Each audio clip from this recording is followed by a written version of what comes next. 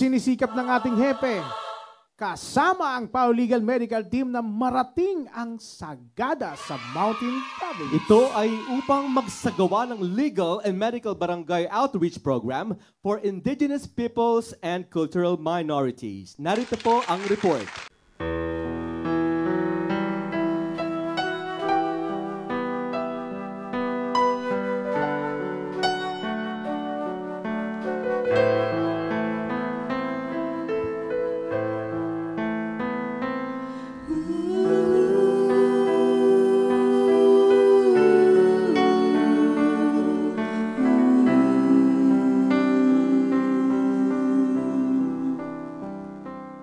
Yung mga tao dito, sila ang tinatawag na indigenous peoples.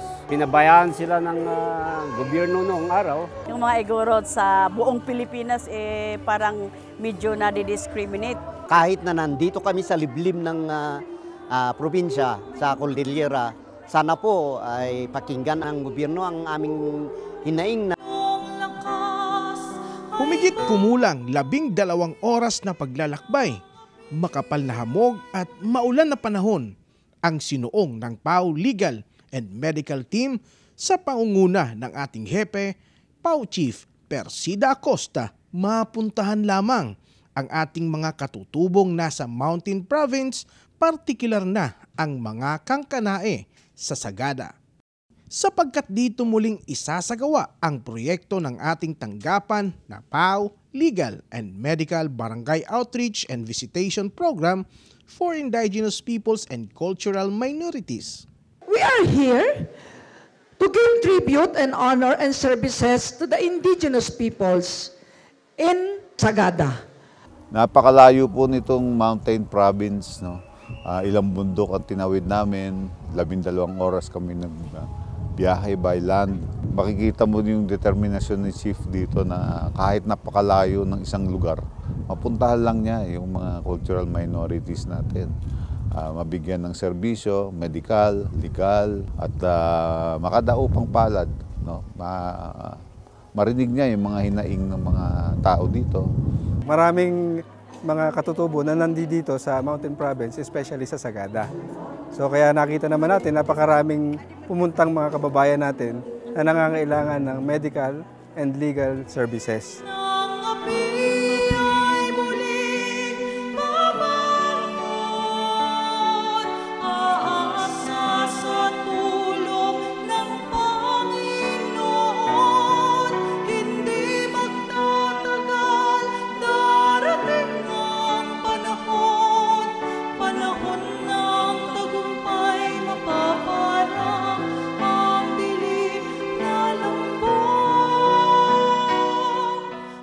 Proyektong ito ay bahagi ng advokasya ng ating hepe, PAO Chief Persida Acosta, na mapangalagaan ang ating mga katutubo, ang kanilang mayabong na kultura na magpapatuloy hanggang sa mga susunod na henerasyon.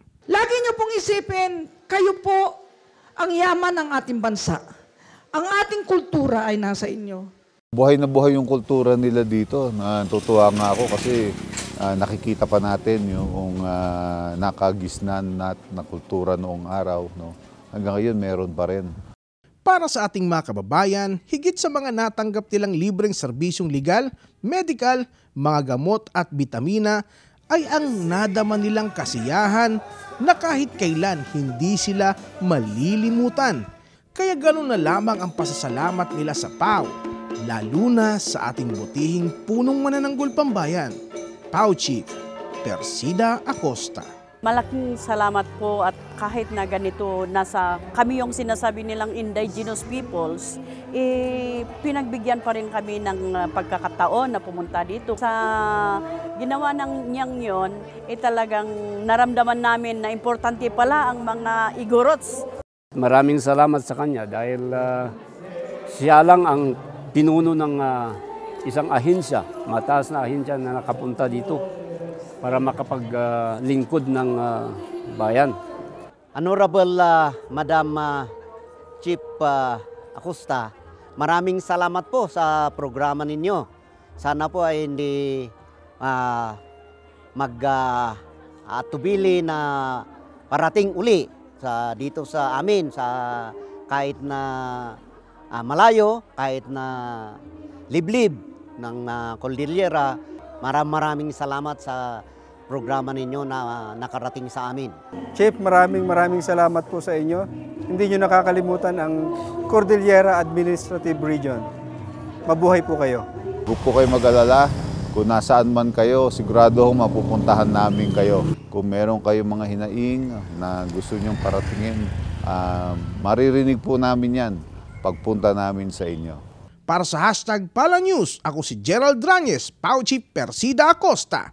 Hustisya para sa masa, katarungan, laban sa kahirapan.